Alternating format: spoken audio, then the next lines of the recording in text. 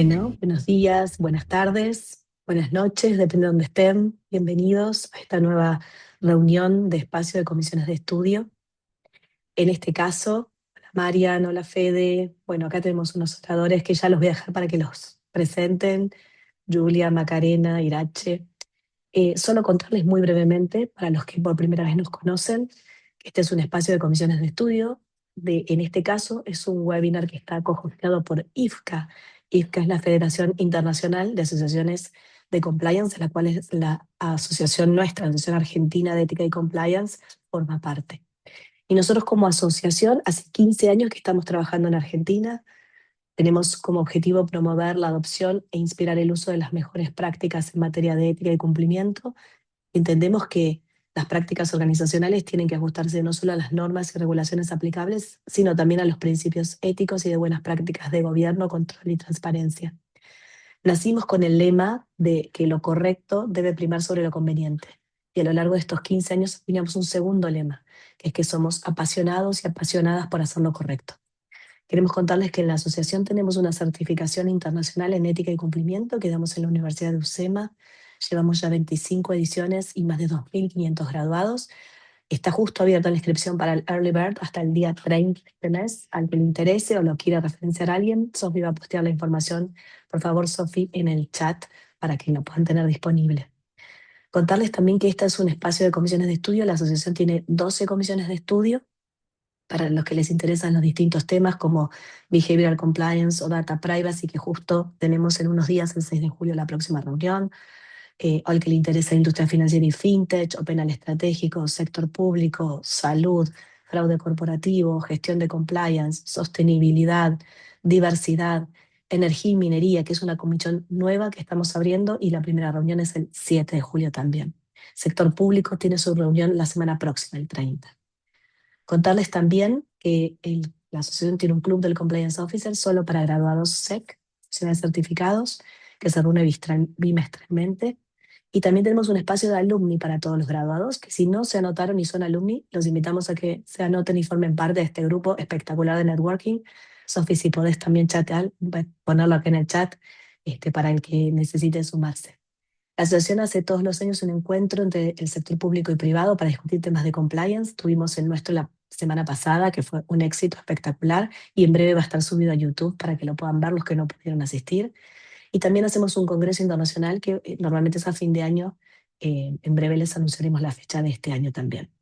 Tenemos también una iniciativa de supervalores. Entendimos que para discutir todos nuestros temas de compliance está buenísimo hablarlo entre nosotros, pero es mucho mejor si vamos a las generaciones más nuevas, que son las que en definitiva van a trabajar esto en el futuro.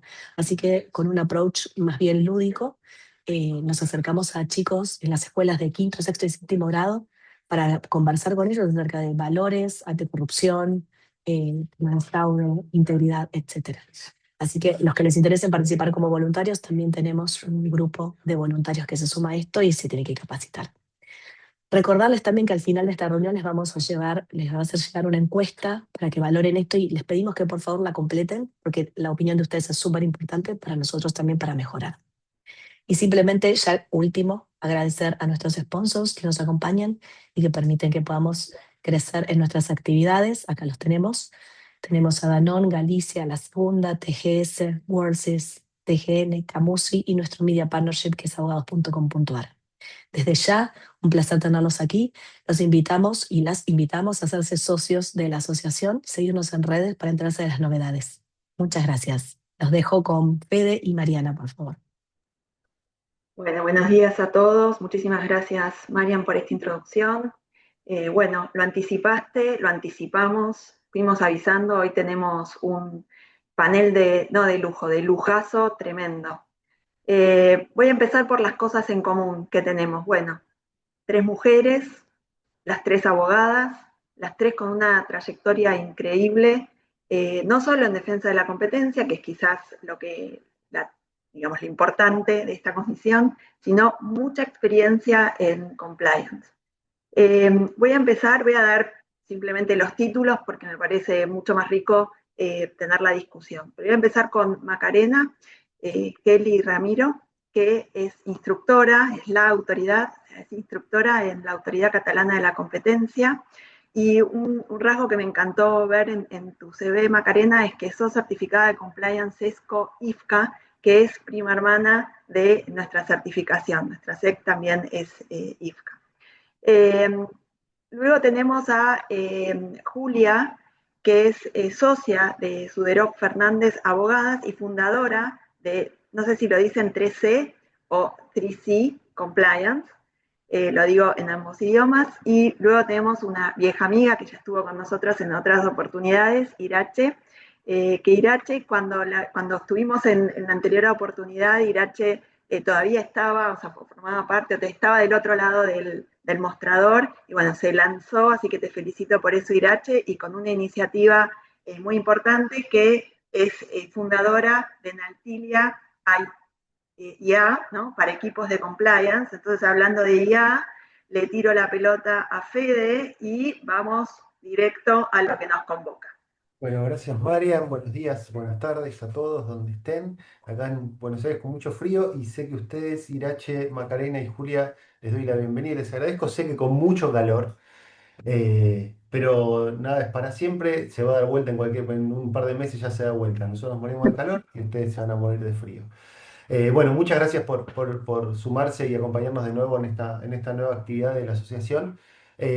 Hoy, la verdad que teníamos ganas con Marian cuando discutíamos qué temas introducir para nuestra nueva actividad. Creo que lo que está en boca de todos es el tema de inteligencia artificial, que hoy ya no es una mirada al futuro ni algo que vemos como imposible, sino que hoy es parte de nuestra vida diaria, es una herramienta que también forma parte de las decisiones comerciales de las empresas desde el uso de algoritmos, de algoritmos de pricing, de monitoreo de mercados, si se quiere, o de clientes, a esta herramienta de análisis de datos y apoyo en la toma de decisiones de las empresas, pero que también forma parte de las herramientas que hoy tienen las agencias de competencia para investigar y por eso tenemos la suerte de tener a Macarena acá que nos va a contar un poco qué hacen desde la autoridad catalana. Y frente a esta nueva realidad, el desafío para quienes trabajamos en temas de compliance antitrust, creo que ya es de una vez dejar de preguntarnos si la IA nos va a reemplazar, sino qué vamos a hacer con la IA tomando decisiones y tomando decisiones de negocios y cómo vamos nosotros a trabajar sobre esos riesgos de la IA tomando decisiones de negocios. Entonces, vamos a recorrer tres ejes, los riesgos que plantea la inteligencia artificial y los algoritmos desde la perspectiva del derecho a la competencia, las herramientas de compliance que tienen las empresas y que deberían implementar para gestionarlos, y luego cómo las propias autoridades de competencia están incorporando la inteligencia artificial en sus tareas de detección e investigación y qué implica eso para las organizaciones. Bajo esta idea, bajo este paraguas, Marian, si te parece, empezamos con las preguntas para nuestras panelistas de hoy.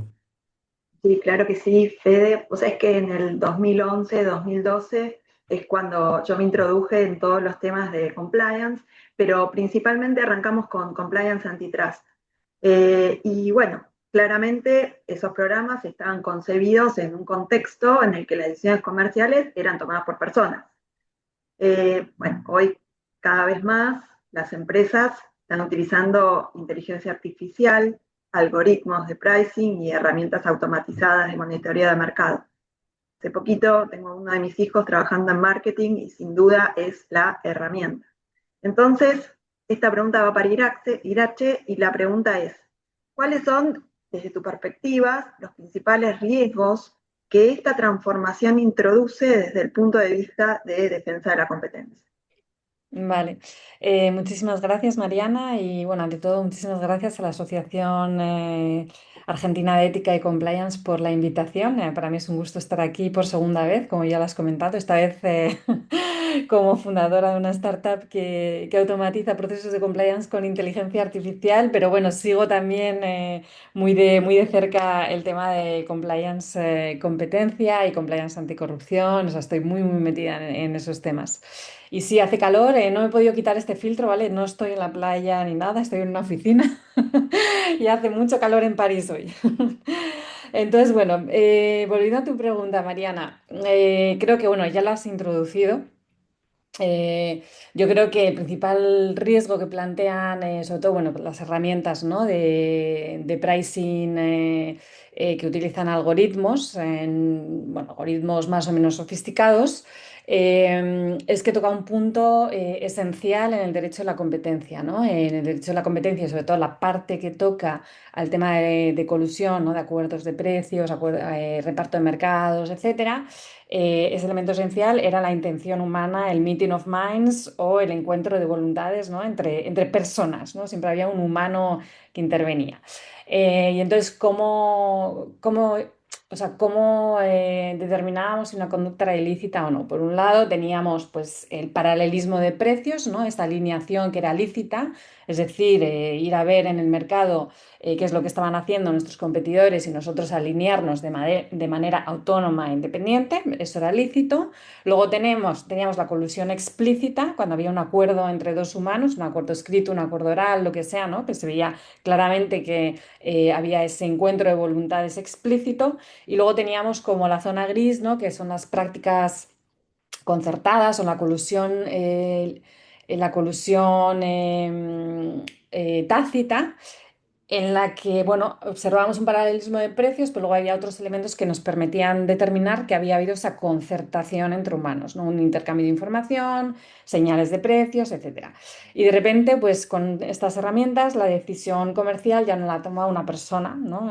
O unas personas en una reunión, sino que el sistema va a ir aprendiendo, va a reaccionar en milisegundos, además, y muchas veces, incluso en los casos de algoritmos más sofisticados, es una caja negra que nadie controla, ¿no? Incluso para quien lo está operando.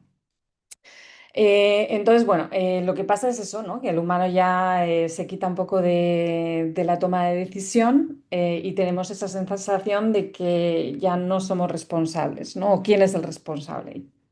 Porque nosotros no estamos tomando determinadas decisiones. Luego es verdad que hay diferentes tipos de algoritmos, de más a menos sofisticado, de menos sofisticado a más sofisticado, ¿no? Voy a presentar 4 escenarios, ¿no? El primero es cuando utilizamos el algoritmo como un mero mensajero. Es decir, una empresa ya tiene un acuerdo con sus competidores y va a utilizar un software pues, para monitorear y hacer cumplir ese cártel, ¿no? O sea, detectar quién se está desviando y bueno, castigarlo de manera más rápida y más eficaz con un algoritmo, ¿no? Aquí es un cártel de toda la vida en la que tenemos una herramienta que es el algoritmo que nos va a servir para hacer esa vigilancia, ¿no? De que el cártel se está cumpliendo, de que el acuerdo se está cumpliendo. Y esto lo hemos visto en el caso de revendedores de Amazon del Reino Unido, ¿no? Que sancionó la CMA. El segundo, y es el del que más se está hablando ahora, yo creo, es el de Hub and Spoke, ¿vale? O sea, utilizar un algoritmo, o sea, un algoritmo, es decir, por ejemplo, varios competidores, usar un mismo proveedor externo de pricing que utiliza un algoritmo. Entonces, esta herramienta se va a alimentar con datos no públicos de todos ellos y les va a devolver recomendaciones sobre el precio que hay que establecer a cada uno de ellos, ¿no? Entonces, nadie va a hablar con nadie aquí, pero el algoritmo se va a convertir un poco en el eje que coordina, ¿no? Es el típico hub and spoke, un acuerdo de hub and spoke, o una práctica de hub and spoke. Y esto no es una teoría, ya lo hemos visto, hay casos recientes, ¿vale? Como el de RealPage en Estados Unidos, ¿no? En el que había un software inmobiliario que permitía a los arrendatarios, pues eso, ¿no? Intercambiar precios y alinearse en el precio final. Y bueno, y eso es un poco también lo que se planteó en el Tribunal de Justicia de la Unión Europea en el caso de Turas. Luego está el algoritmo como un agente previsible, es decir, cada empresa va a diseñar unilateralmente su algoritmo sin pactar absolutamente nada, ¿no? Pero todos lo van a programar de una manera que el algoritmo va a reaccionar de manera súper previsible y súper transparente, de tal manera que el mercado puede converger en precios súper competitivos. Es decir, esto es como cuando el algoritmo manda señales, ¿no? Las típicas señales que nosotros podíamos ver en un tema de colusión tácita, pues hecho por un algoritmo. Y luego ya el más sofisticado de todos y que este ya sí que se asemeja un poco a lo que conocemos como inteligencia artificial, es cuando el algoritmo es autónomo y además aprende por sí mismo. ¿Vale? El algoritmo al final lo que va a hacer es que por simple ensayo y error va a aprender pues, que mantener precios altos entre todos pues maximiza el beneficio de todos, la típica teoría de juegos. Entonces, bueno, pues llegan a una colusión tácita ellos mismos sin que ningún humano haya intervenido, ¿no? Y de este tipo de casos, salvo error de mi parte, yo no conozco ningún caso sancionado todavía por una autoridad de competencia. Se está viendo, y bueno, esto igual nos lo puede comentar Macarena con más detalles, se está viendo desde el punto de vista de autoridades de competencia cómo abordar este tipo de temas. Pero claro, desde un punto de vista jurídico es complicado porque falta ese elemento de encuentro de voluntades, ¿no? De intención humana, porque al final es el algoritmo que o sea, por sí mismo ha aprendido a maximizar beneficios de esa manera, ¿no? Entonces, bueno, yo creo que desde un punto de vista compliance, para aterrizarlo un poco a la compliance, ¿qué es lo que ha cambiado todas estas herramientas de pricing algorítmico? Pues es que los puntos de control tradicionales, ¿vale? Que teníamos, es decir, la reunión, las asociaciones comerciales, la conversación informal con tus competidores, etcétera, pues todavía existen, pero existen otros. Entonces, pues bueno, ahora el riesgo se ha mudado pues, a todas estas herramientas algorítmicas, a cómo se ha codificado este algoritmo, a qué datos, con qué datos se alimenta. Y lo que yo observo es que muchos programas de compliance todavía no están mirando este tipo de riesgo y no están poniendo en práctica controles adecuados. Muchas gracias, Irache, porque nos viene muy bien para la siguiente pregunta, que va a ser para Julia, y que frente a estos nuevos riesgos que vos mencionabas a partir del uso de algoritmos, el hub and spoke, el algoritmo enviando señales a los competidores o algoritmos autónomos que aprenden y en definitiva toman decisiones, y a puntos de control tradicionales que en definitiva hoy no es que quedaron en desuso, pero sí quedan un poco, si se quiere, antiguos frente a a estas nuevas maneras frente a al uso de la inteligencia artificial y algoritmos para para la toma de decisiones de negocios. La pregunta para Julia es, en definitiva, cómo los programas de compliance antitrust tienen que evolucionar, ¿no? ¿Qué controles o qué procesos o qué mecanismos tenemos que implementar hoy en las empresas para adaptarlos al uso de herramientas de inteligencia artificial o algoritmos en áreas comerciales para mitigar los riesgos de defensa de la competencia? Bueno, muchísimas gracias y muchísimas gracias por esta nueva invitación. Nos vimos hace un tiempo ya hablando de programas de compliance antitrust y es un honor poder volver a compartir con vosotros una serie de ideas, especialmente con Macarena y con Irache. Eh, es un honor y un placer porque ya hemos trabajado en varias ocasiones y es una gozada poder volver a compartir este rato con vosotros. Bueno, dicho esto, em, y muchas gracias por la introducción que has hecho, Irache, sobre los 4 tipos básicos que puede haber de algoritmos que puedan o no estar planteando problemas en el ámbito del derecho a la competencia. Em, Se podría quizás añadir uno más en relación con las cuestiones verticales y cómo se está valorando esa posible discriminación de precios o qué consecuencias puede llegar a tener, o cómo quizás un algoritmo puede llegar a reforzar un abuso de posición de dominio. Eso sería otro tipo de cuestiones que se podrían llegar a analizar. Y desde la perspectiva del compliance, lo primero que debemos tener en cuenta es lo que nos dicen lo que ya lleva un tiempo diciéndonos la Comisión Europea y diversas autoridades, es compliance es el diseño. Antitrust by design, ¿no? Compliance by design. Esto no es nada nuevo, lo conocemos del ámbito del Reglamento General de Protección de Datos. Y esto implica que en la medida en que vamos a o implementar un producto de terceros en nuestra organización o incluso desarrollar nuestro propio producto, ese diseño tenemos que tener en cuenta todo tipo de cuestiones del derecho a la competencia. Y eso va desde un data sharing agreement que puede existir con un competidor hasta otro tipo de mecanismos para compartir información y datos, que son la herramienta, bueno, el alimento principal de la inteligencia artificial. O sea, ninguna inteligencia artificial puede llegar a funcionar sin datos. Y habéis hablado, yo creo que hemos escuchado ya pricing como mínimo 4 veces en el poco tiempo que llevamos de webinar.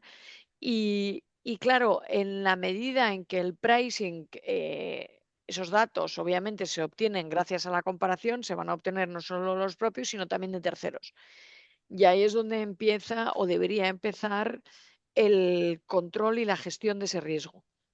es de dónde obtengo la información, cómo la introduzco y qué tipo de barreras establezco para que mi algoritmo en esa black box no se vaya al lugar más oscuro, porque lo que sí está comprobado, con independencia de que no haya puesto sanciones o no, es que si dejas a dos algoritmos competidores, los dejas en un mercado en el que están viendo el uno el precio del otro, se van a poner de acuerdo. Es el camino más corto. La inteligencia artificial opta por el camino más corto, como no podía ser de otra manera. Eso lo conocemos desde los algoritmos de... Yo creo que hubo uno de Microsoft y luego había uno de Twitter que se dedicaban a insultar, eran los más radicales, etcétera, etcétera. Entonces automáticamente delinquían, por decirlo de alguna forma, o se acercaban al incumplimiento porque normalmente suele ser el camino más corto, ¿no? Desgraciadamente, como todos conocemos, ¿no? Entonces lo que podemos implantar es que en el momento que introducimos una nueva herramienta o estamos valorando su introducción, tenemos que conocer el origen de la información que emplea. Por un lado, tenemos que generar awareness con formación en las personas que van a tomar esas decisiones y que lo van a diseñar, y en su caso establecer mecanismos o barreras que permitan controlar ese flujo de información y la toma de decisiones, y que en el momento en el cual se plantea un determinado tipo de decisiones, automáticamente salte o se pueda llegar a plantear un aviso a compliance o no. ¿Vale? Esto se puede, en la misma medida en la que podemos programar para que se adopten precios de una forma u otra, podemos introducir mecanismos de control en la propia organización. Eso requiere un trabajo de campo entre el departamento correspondiente de la compañía y las personas que lleven compliance.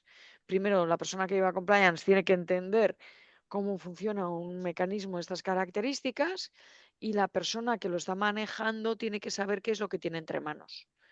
Y en muchas ocasiones los departamentos de marketing no son, diré, y estoy ahora quizás exagerando desde la perspectiva legal, pero en muchas ocasiones no son muy conscientes de la bomba de relojería que pueden tener desde la perspectiva del derecho antitrust, ¿no? En determinados campos y sectores. Y optamos por herramientas que comparan, que emplean quizás información del mismo sector. Hay un caso en Alemania, creo que se llama Pricecast, gasolineras alemanas, que todas empleaban el mismo software. Y claro, el mismo software ya está programado y entonces, bueno, pues al final, ¿qué es lo que sucede? Que ese software se retroalimenta con la información que le dan todos. En Francia hubo un caso muy entretenido con recambios para coches. Ahora mismo es correcto, como bien ha planteado Irache, seguimos estando en una fase muy incipiente, pero sí que creo que cada vez hay que ser más conscientes y que en algunos casos puede que veamos primeros problemas de compliance relacionados con algoritmos en el ámbito de las conductas unilaterales. Se me podría ocurrir, por ejemplo, mecanismos de seguimiento de qué es lo que hace todo un mercado y yo bajo automáticamente mis precios en determinadas circunstancias, ¿no? Para favorecer mi producto o mi gestión, que podría estar pasando. De hecho, en Italia hay un caso con una conocida plataforma de retail que usamos todos y que recuerda a un bosque muy grande que tenéis en Sudamérica, en el que precisamente se plantea el hecho de cómo se emplea el sistema de compra o no, y a la exclusión a la que puede llevar ese sistema de compra y de transporte y logística que puede estar llevando a excluir a determinadas empresas en un mercado conexo. Es decir, que esto también puede estar pasando, y la recomendación o el programa o el responsable de compliance, ¿qué es lo que puede o debería estar haciendo? Pues estar al día y saber de dónde proviene y qué es lo que se está subiendo también a cualquier plataforma. Si una empresa opta por una herramienta de inteligencia artificial que es común en un sector, conocer exactamente por qué la usa todo el sector y cuántos hay en ese sector. No es lo mismo que haya dos que haya 200 empresas en ese sector, desde la perspectiva del derecho a la competencia. Si son dos, va a ser muy fácil alinearse. ¿Vale? Si son 200, pues surgirán muchas dudas. Si tenemos un sistema hub and spoke, quizás lo que puedo hacer son mecanismos, el equivalente a las murallas chinas, hacer una suerte de clean team algorítmico que te permita de alguna forma pues bloquear el compartir la información a través de la plataforma y similares, o bloquear incluso, que eso fue un tema que se planteó, que no ha llevado a sanciones, pero que se planteó los hub and spoke en el ámbito del transporte y de los servicios públicos de transporte, pues como el taxi y similares, o Uber y todas estas plataformas. Bueno, pues una de las opciones será qué pasa si tienes 3 o 4 plataformas instaladas en un dispositivo y estás viendo qué es lo que te ofrece cada una, ¿no? Entonces, bueno, quizás puedes establecer mecanismos que te permitan de alguna forma controlar esto. En la misma medida en que tenemos discriminación de precios a medida y para cada persona que consume un producto, o podría llegarse a eso, también creo que podemos crear controles que nos permita focalizarnos, incluso de forma quirúrgica, sobre determinadas conductas. Otra cosa es que no estemos ahí mentalmente todavía. Ese es quizás el principal problema. Yo quiero hacer un comentario perdón, Marian, si me permitís. Sí. Eh, Escuchándote, Julia, pensaba dos cosas. Una, los problemas de compliance antitrust son transversales a todo el mundo, pero para nuestros asistentes y para las personas que después lo siguen a través de YouTube, que son cientos, y creo que eso es lo más valioso de esto, que este webinar después va a quedar como herramienta de consulta para escuchar las experiencias de ustedes. Pero a estas personas que están acá hoy y o que lo van a ver después, digo, aprovechen esto porque estas 3 personas especialistas que tenemos acá vienen del futuro. Digamos, todo lo que pasa en Europa tarde o temprano, en términos de libre competencia, tarde o temprano llega a la región, no solo a Argentina, sino que llega a la región de Latinoamérica. Eh, y escuchaba que decías esto, bueno, los problemas que tienen muchas veces los programas de compliance para incorporar las herramientas de control de riesgos antitrust, bueno, es un problema que tenemos en todo el mundo, ¿sí? Pero ustedes están en Europa mucho más evolucionados que nosotros en la persecución de conductas anticompetitivas y nos dan muchas más herramientas a nosotros para entender en el futuro cuáles son los riesgos, inclusive desde la autoridad, ¿no? Que tenemos la suerte de tener a Macarena. Nada, ese era mi comentario. Aprovechemos que tenemos 3 personas que vienen del futuro y que nos dan un montón de herramientas de cómo manejarnos internamente en cuanto a los riesgos de competencia. Buenísimo, Fede. Y yo me quedo pensando también en el aporte tanto de Irache como de Julia, la importancia del compliance officer, lo cerca que tiene que estar del negocio, lo cerca que tiene que hacer este risk management, y cada vez complejizándose, cada vez más complejo. Y por otra parte, bueno, esta creatividad que tiene que tener también como skill en lo que tiene que ver con el diseño. Así que me parece sumamente oportuno y sumamente importante. Así que súper gracias por estos aportes.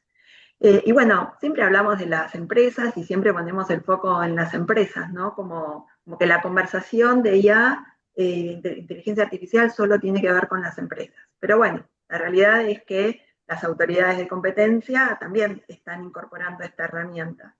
Entonces, bueno, acá viene la pregunta para Macarena, aprovechándola también y otra vez muchísimas gracias por sumarte. ¿Cómo está impactando la inteligencia artificial en las capacidades de la autoridad de detección, de investigación? ¿Y qué implicancias tiene esto para los programas de compliance de las empresas? Es decir, ¿qué red flags o no se le puede sumar a las empresas desde las perspectivas de la autoridad? Hola, ¿qué tal? Buenas tardes, buenos días, depende de dónde estén.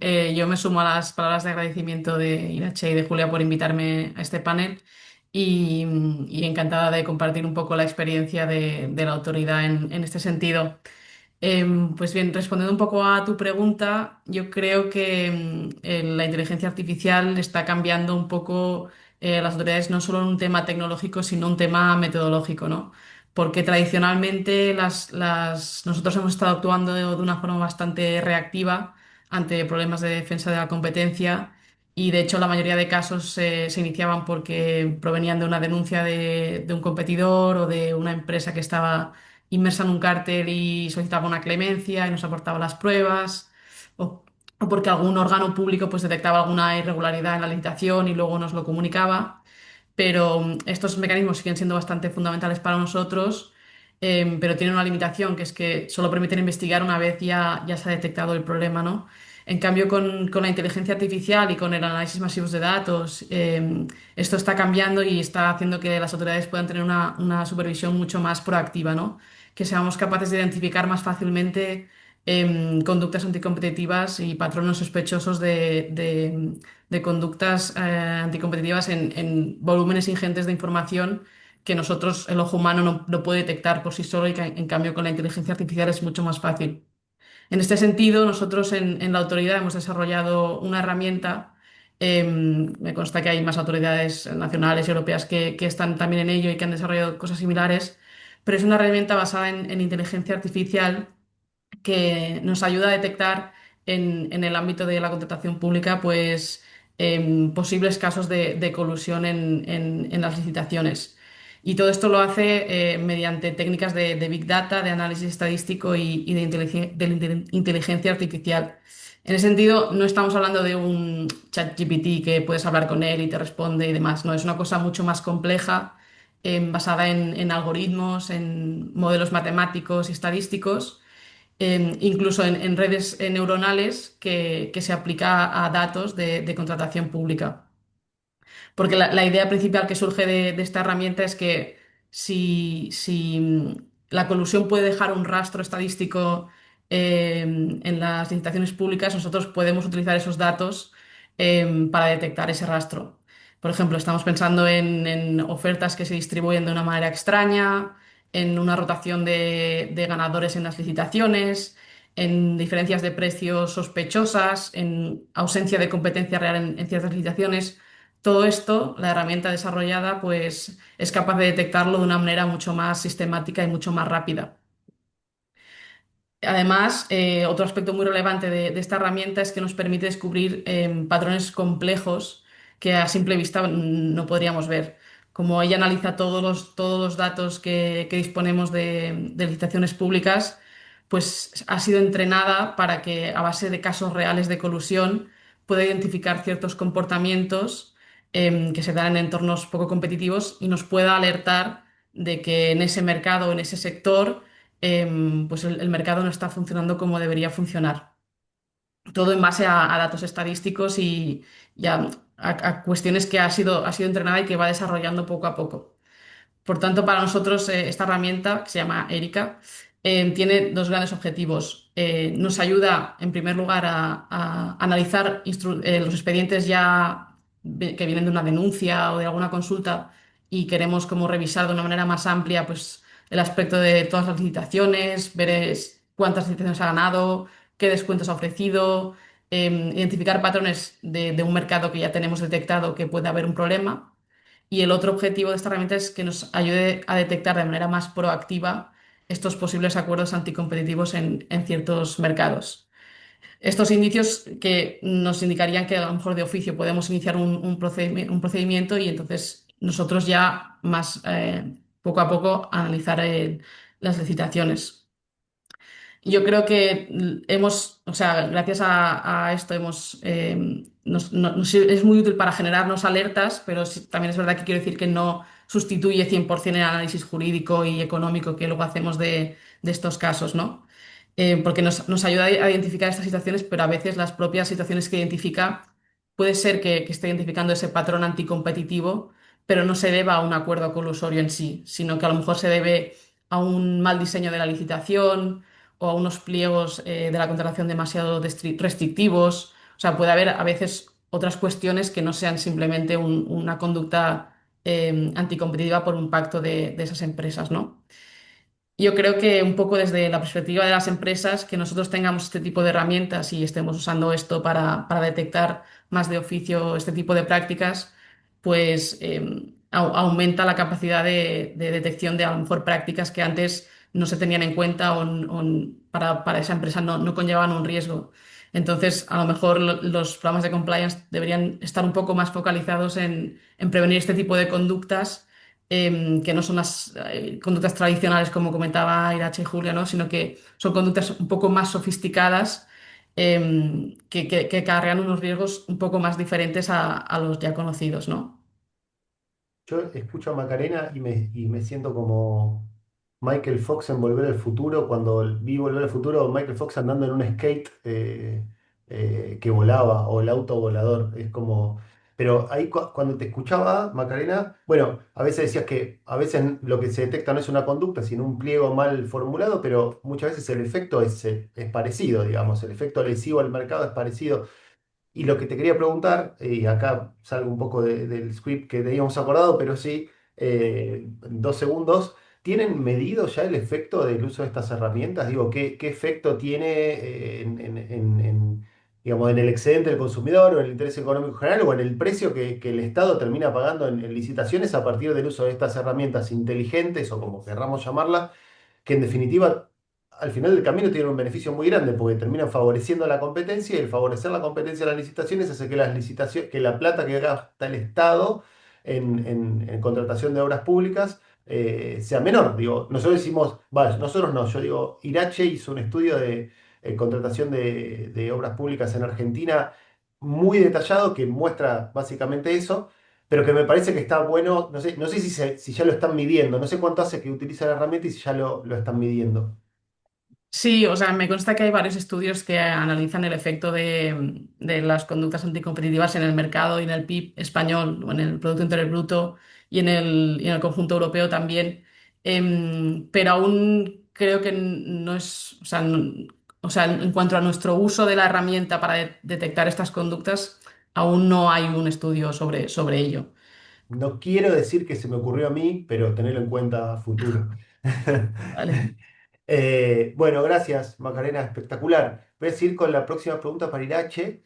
Y, algo que siempre pasa es que, bueno, desde el punto de vista de las empresas y los que alguna vez pasamos por empresas también y asesoramos empresas, sabemos que internamente siempre es bueno monitorar qué pasa en el mercado, ver qué precios ofrece un competidor y acceder a toda la información que esté disponible en forma directa, agregada, no agregada, todo lo que esté disponible, porque eso siempre genera alguna eficiencia para la empresa, pero desde el punto de vista de compliance también tenemos que ver que eso tiene que ser, ese acceso a esa información tiene que ser cuidado porque muchas veces puede implicar riesgos de libre competencia porque el intercambio de información sensible entre empresas puede implicar una conducta anticompetitiva.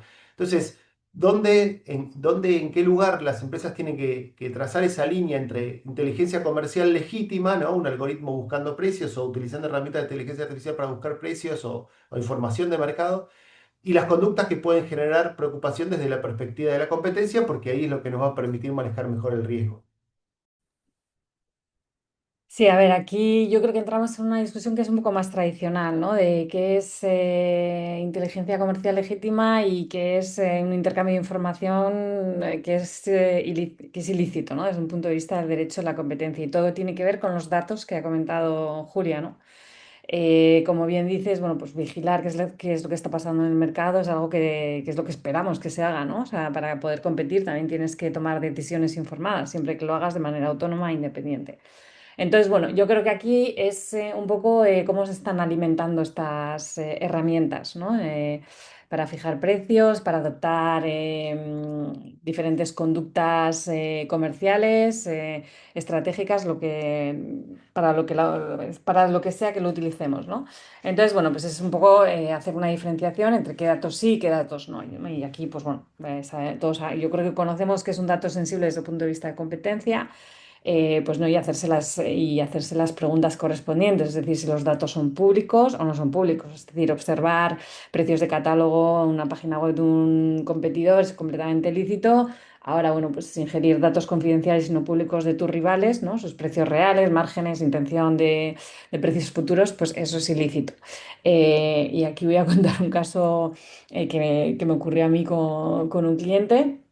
Y es que, bueno, pues habían adoptado esta maravillosa herramienta para establecer precios, que era algo súper poco sofisticado, ¿eh? O sea, muy rudimentario. Era un Excel al final con un algoritmo muy determinista y tal, pero uno de los campos era precios de los competidores, ¿no? Que era alimentado por los comerciales. En realidad estaban diciendo a los comerciales que fuesen con el cliente pues a investigar cuáles eran los precios del competidor y que los hubiesen en esa herramienta, ¿no? Entonces, cuando vimos eso yo y la compliance officer, pues dijimos, stop, esto no puede continuar y bueno, y pues lo atacamos directamente y por supuesto esa línea del Excel desapareció.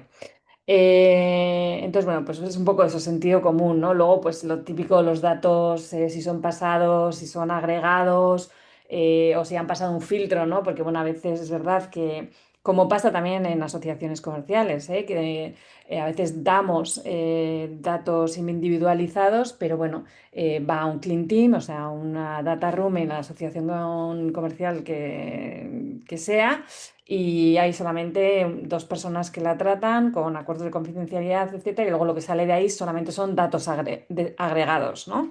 Entonces, bueno, tener un poco claro esto, que datos individualizados, desagregados, muy granulares son ilícitos, datos que son históricos, más agregados y tal, pues no plantean muchísimos problemas. Y luego otra pregunta que también creo que, bueno, la ha abocado Julia, es el tema de si la herramienta preserva la decisión independiente, ¿no? Del ser humano o la sustituye, es decir, el control humano. Y esto es un principio rector, ¿no? de todo derecho a la competencia. Es decir, que cada empresa puede fijar sus precios de forma autónoma, y el algoritmo puede informar, pero la decisión es de la empresa, ¿no? O sea, tú decides. Y eso es un principio básico de la inteligencia artificial, que es el control humano. Entonces, toda decisión comercial que salga o que se informe de este tipo de herramienta de la inteligencia artificial tiene que estar validada por el ser humano. Entonces, bueno, yo creo que aquí pues bueno, es un poco el sentido común, ¿no? Y luego también, y quizá añadiría, en este tipo de herramientas es más un control, quizá un punto de control que tenemos que tener en cuenta es la transparencia y la explicabilidad. Es decir, que estas herramientas nos puedan explicar de dónde sale esa decisión, y por qué, ¿no? Y por qué nos está recomendando tomar un tipo de decisión y no otra. Que bueno, que son principios otra vez básicos de la inteligencia artificial, están en la AI Act, que conocemos. Entonces, bueno, pues un poco es tener un poco de. Yo creo que aquí es un poco aplicar o sea,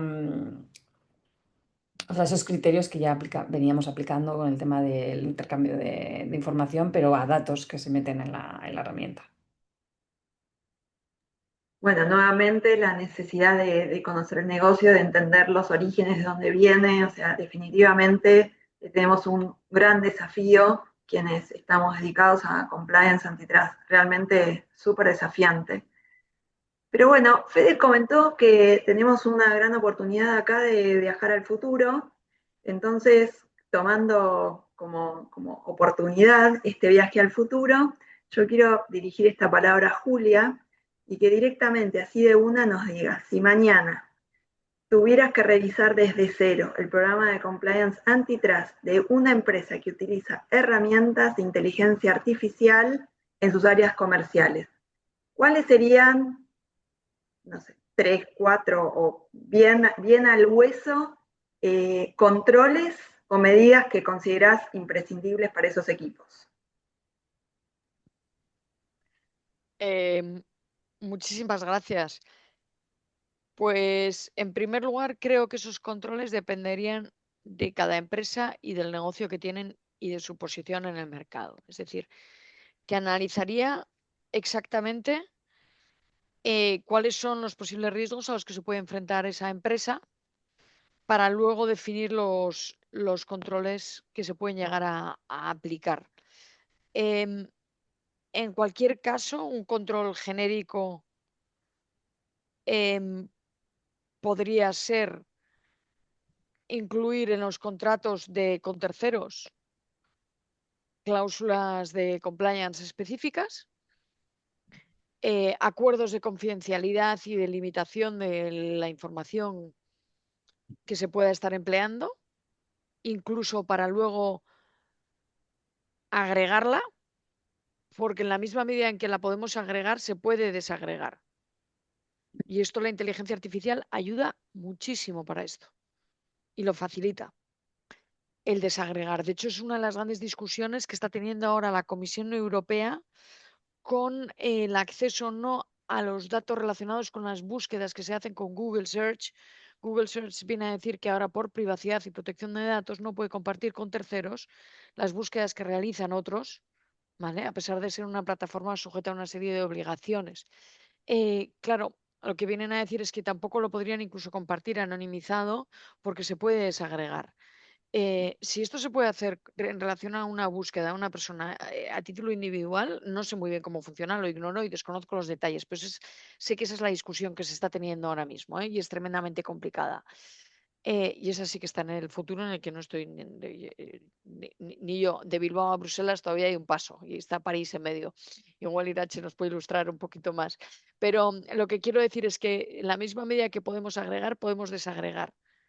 Entonces, cualquier herramienta de terceros introduciría como mínimo en esos acuerdos contractuales una serie de controles, ya sea vía una cláusula o similares, una serie de controles importantes, y trataría de ver cómo se está de alguna forma o cómo se puede llegar a usar la información que tienes que poner a disposición de un tercero.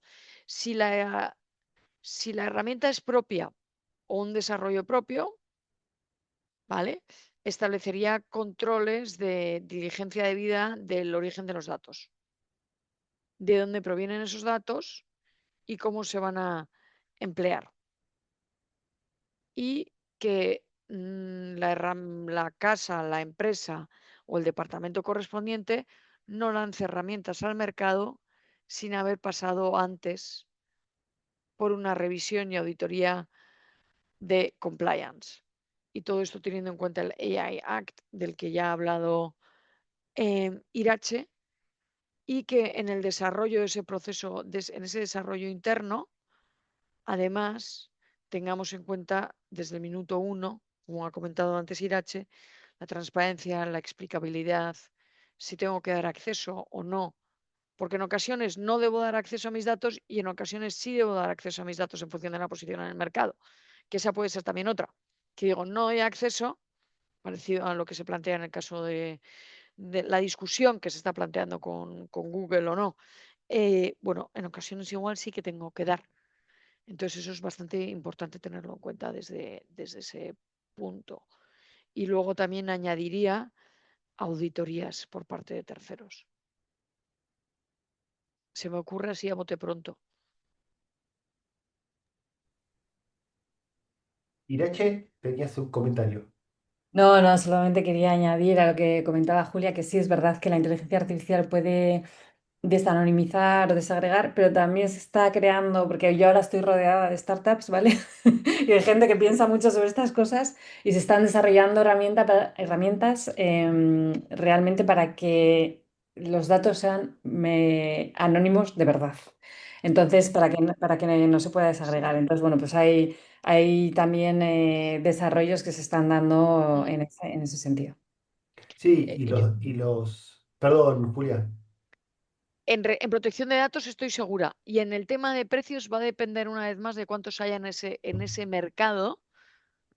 Esa es mi duda. Y el hecho de, como nosotros pensábamos tradicionalmente, como bien ha dicho Irache, pues en el marco de un estudio de mercado que se agrega la información y viene un tercero y dice yo la anonimizo y luego la pongo a disposición de todos los demás, ese mecanismo tradicional yo creo que se puede llegar a quedar obsoleto con determinadas herramientas de inteligencia artificial. Eso es, y estoy de acuerdo que en el ámbito de protección de datos lo podemos tener incluso más avanzado. Y es precisamente ahí donde está esa discusión, o por donde va esa discusión con Google, como bien ha reconocido acertadamente Irache. Lo que no sé es en un ámbito en el cual, vuelvo, en el que haya 20 empresas o menos. Se me ocurre, Sí, por a Sí. mí, ejemplo, el sector de la automoción. En Europa ha habido muchísima discusión en este sentido, porque hay muchos operadores compartiendo muchísima información y tomando decisiones de una forma automática o casi automática, y cuanto más avancemos hacia el coche autónomo, más aún. Pero es que todo esto tiene un componente comercial tremendo. ¿Quién Mm. accede a qué, cómo, cuándo, dónde? Eh, ¿Puede Google acceder a los datos que ha obtenido el coche de BMW, que a su vez está usando el sistema operativo de Google el Android me refiero, y que a su vez pertenece a una persona física. Entonces tenemos acuerdos de compartir datos relativamente rudimentarios que pueden estar teniendo en cuenta el Reglamento General de Protección de Datos en Europa y con suerte, que en otros lugares el Reglamento General de Protección de Datos es como un sueño o una pesadilla en función de para quién. Pero, claro, esto tiene una relevancia comercial muy importante, ¿no? Sí. Y bueno, eso puede llegar a generar situaciones más o menos peculiares en el futuro. Sí, Sí, sí, pero que la también. tecnología puede también plantearnos las soluciones. O sea, al final Sí, es que verlo. en eso Mm. estoy de acuerdo, sí. Sí, yo hace unos días, leyendo un poco sobre uso de datos de los consumidores y protección de datos, y el uso de datos de consumidores por parte de plataformas para obtener ventajas competitivas, ¿no? Obviamente, como está pasando hace unos años. También vi que hoy se están produciendo los datos sintéticos, que en definitiva no son los datos de Federico, de Julia, de Irache, Macarena, Mariana, sino que datos creados por inteligencia artificial a partir de patrones de conducta de consumidores como nosotros. Entonces, eso podría, por un lado, dar por finalizada la cuestión de los datos personales, porque son datos artificiales, pero sí va a cambiar el ángulo respecto a la posición de dominio, porque el que más mejor Claro, mejor pueda crear esos datos con una mejor inteligencia artificial va a tener esa posición de dominio y eso se va a empezar a dar vuelta. Entonces, sí, cuando leía eso decía, bueno, era preparando justamente una capacitación, pero decía, bueno, esto en 2 años por ahí es un tema hiper antiguo y tenemos que ya pasar a otra cosa. Voy a seguir con una pregunta para Macarena, y es, Macarena, vos desde la autoridad, ¿qué ves en cuanto a cuál es el error más frecuente que cometen las empresas cuando evalúan riesgos de competencia asociados a los algoritmos o a herramientas de inteligencia artificial? Digo, ya en Europa está pasando esto que las empresas los analizan. Bueno, ¿en qué errores caen, no? ¿Qué tenemos que mejorar para no caer en esos errores? Sí, bueno, la realidad es que en nuestra autoridad somos una autoridad bastante pequeñita y no tenemos grandes empresas y programas de compliance de grandes tecnológicas o Amazon, Google, se está hablando. Entonces trabajamos mucho con empresas que son pequeñas o medianas y en muchos casos aún no han implantado este tipo de herramientas en sus procesos comerciales, ¿no? Entonces es imposible que analicen ningún riesgo anticompetitivo porque no tienen esas herramientas. Pero sí que es verdad que en algunas que sí que ya han empezado a utilizar estas herramientas para tomar sus decisiones y demás, sí que vemos que aún no ha acabado de quedar la idea de que esto puede conllevar un riesgo desde la perspectiva de competencia, ¿no? Yo creo que se siguen considerando mucho los riesgos tradicionales de contactos con competidores, intercambios de información, participación en reuniones de asociaciones y cosas así, pero no se le da un punto de vista aún de análisis de competencia al tema de tener un algoritmo que te marque unos precios o cualquier herramienta que te ayude en tu decisión comercial. Sí que se ve mucho más desde un punto de vista técnico de ciberseguridad o incluso de protección de datos, pero yo creo que es habitual considerar como error que si no hay un contacto directo entre competidores porque lo dejas todo en manos de una herramienta, ese riesgo que se elimina, no es verdad. O sea, hemos visto ya casos, ha comentado Irache varios casos que esto se está dando y que creo que las empresas tienen que dar una vuelta más a cuando implementan este tipo de herramientas para darle un punto de vista de derecho de defensa a la competencia. Nosotros solemos engancharnos bastante con los temas y es un problema porque tenemos nada más que una hora. Entonces no vamos a poder seguir discutiendo mucho, pero sí tenemos una pregunta para las tres, para en un minuto cerrar el tema, para las personas que nos acompañan, si quieren dejar alguna pregunta en el chat. Y la voy a hacer rápido porque nos quedamos sin tiempo. Y es, si ustedes tuvieran que dejar una recomendación a los compliance officers de hoy en día, eh, que hoy de empresas que ya incorporan herramientas de inteligencia artificial en las organizaciones, ¿qué recomendación les darían? No sé quién quiere empezar, siéntanse libres. Puedo empezar yo, si no, como ha sido Dale. este orden, si queréis. Recomendación de temas de compliance. Pues yo creo que un poco el sentido común, o sea, automatizar algo que si lo hubiese hecho un humano es anticompetitivo, pues por mucho que lo automatices sigue siendo anticompetitivo, ¿no? Que la responsabilidad sigue siendo de la empresa y entonces como sigue siendo de la empresa, es un riesgo de la empresa y hay que establecer los puntos de control necesarios para mitigar ese riesgo, ¿no? Y ahí pues no voy a repetir lo que ya ha dicho Julia sobre pues auditar ¿no? estas herramientas, si son de un tercero y si son internas, pues también estableciendo los diferentes puntos de control de los que ya he hablado. Espectacular. Macarena, Yo, un poco siguiendo lo que venía comentando, es que se intente desde el diseño tener ya un análisis y un punto de vista de competencia y que no se espere después a que puedan surgir esos posibles riesgos o se puedan detectar esos riesgos una vez haya ocurrido algo. Entonces, desde el inicio ya intente tener una visión mucho más amplia, mucho más multidisciplinar para tener en cuenta todos estos riesgos iniciales. y Julia, para cerrar, gracias Macarena. Julia, Em, completar lo que bien han dicho y reconocido Irache y Macarena, lo que me uno, em, yo añadiría, como bien lo ha reconocido Mariana, entender bien el negocio.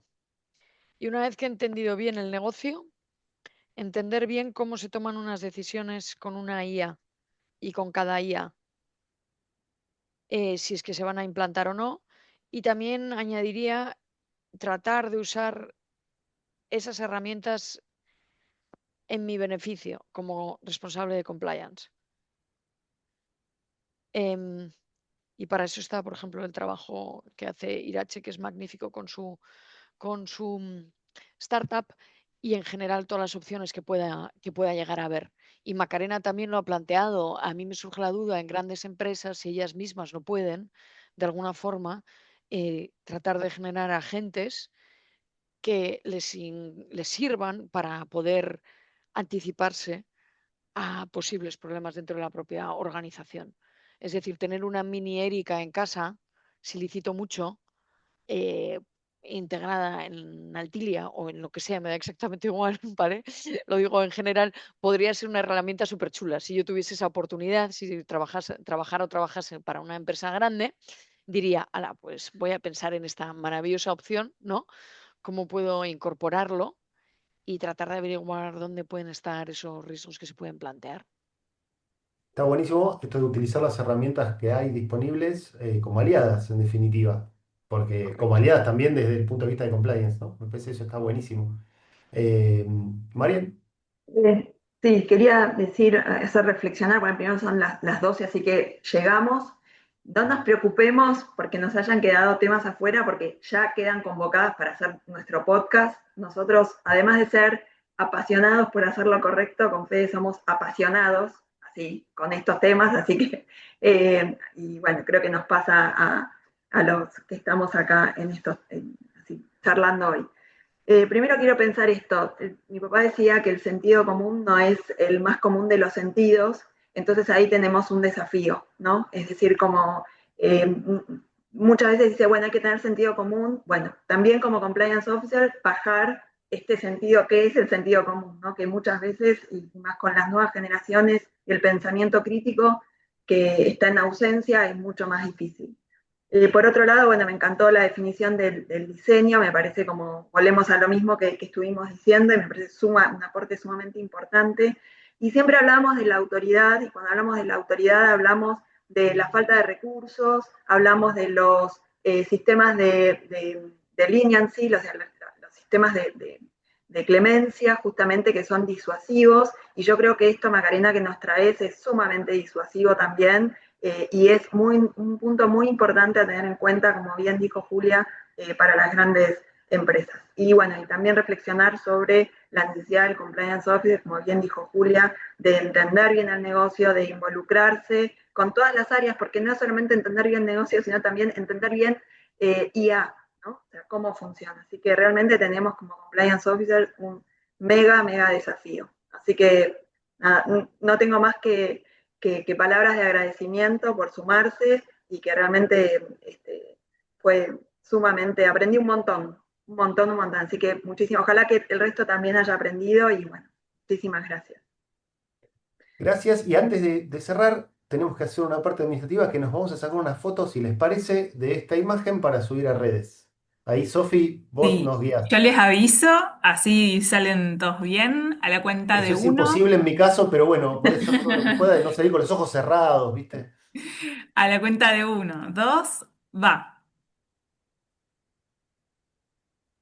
Bueno, supongo que ya está. Perfecto, muchas gracias. Gracias, Sofi. Gracias, Irache, Macarena, Julia. Un placer Gracias. tenerlas acá. Muchísimas Marian, un gracias, ha gusto sido como un siempre. placer. Y bueno, y Placer, ya Gracias. como quedaron siempre. convocadas para nuestro podcast, así que no van a poder decir que no. Muy Vale, bien, gracias. Hasta luego. con mucho Muchas gusto. gracias. Hasta luego. Chao. Chau, chau. Adiós. Chao, chao.